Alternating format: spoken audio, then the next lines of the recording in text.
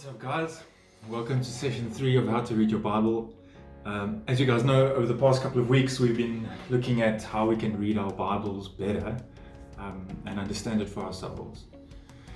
In the first session we looked at the big picture. In the second session we zoomed in a little bit, and now in the third session we're going to zoom in even more, and we're going to have a look at the finer details of a piece of text. We're actually climbing into the text today.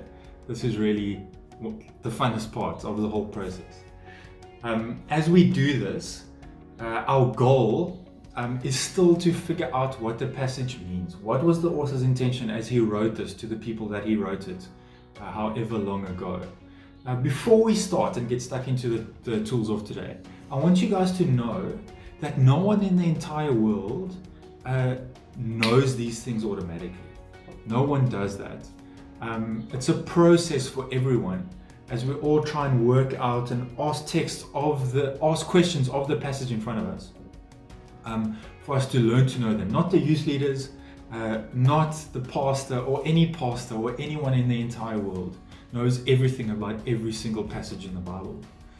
All of us need to sit down and work with it and ask it questions to understand what it means. And so I don't want you guys to feel like you're not capable or it's not possible for you to do this. Also, God has given us a church family, and not only an immediate church family around us like the youth family and the broader Waterkloof family, but God has given us a church family of more than 2,000 years old, of Christians who've come before us, who've asked these questions of passages as well. And so we can rely and we can lean on one another, and we can rely and lean on the wider church family of more than 2,000 years old to understand what these things mean as we come and start asking it questions. So we're going to do just that today. And the two tools that are kind of one tool, but they're kind of two tools that I want you guys to know today are tools where you ask the passage a question. The first tool is this. When you come to a piece of text and you want to try to figure out what it means, a good place to start is to ask, what in this passage sticks out to me? What in this passage do you find particularly interesting or amazing, or what blows you away, or what do you find weird or odd? What, when you come to this passage, sticks out to you? That's the first question. The second question, and the second tool is this. What in this passage, as you come to read it, don't you understand? What name or place or word or phrase are you going like, hey, I'm not sure what that means. I'm not sure what that says. I'm not sure why that's there.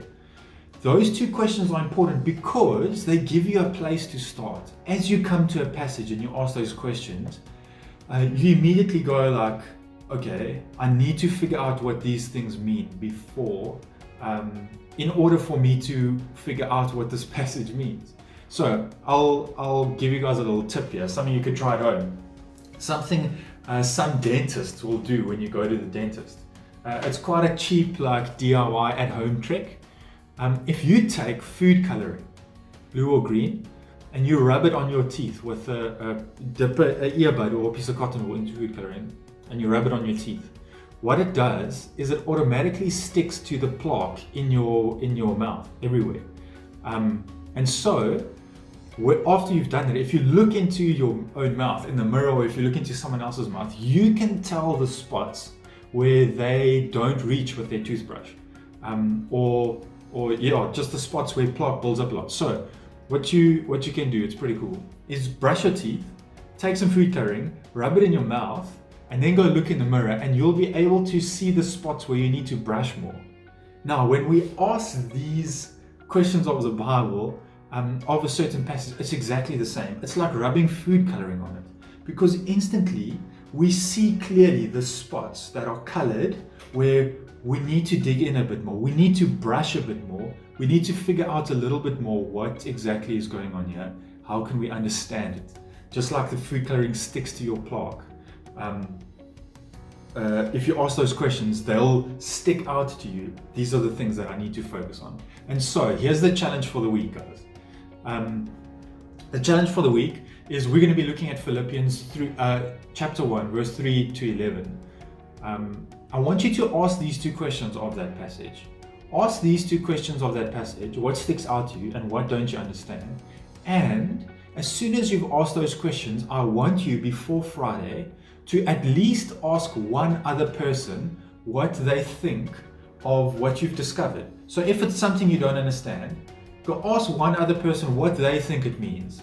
If it's something that sticks out to you, go ask one other person what they think. It can be your parents, it can be a brother or sister, it can be a friend, or it can even be us. It can even be one of the youth leaders. Shoot us a WhatsApp message and say, hey, I don't understand this. What do you think it means?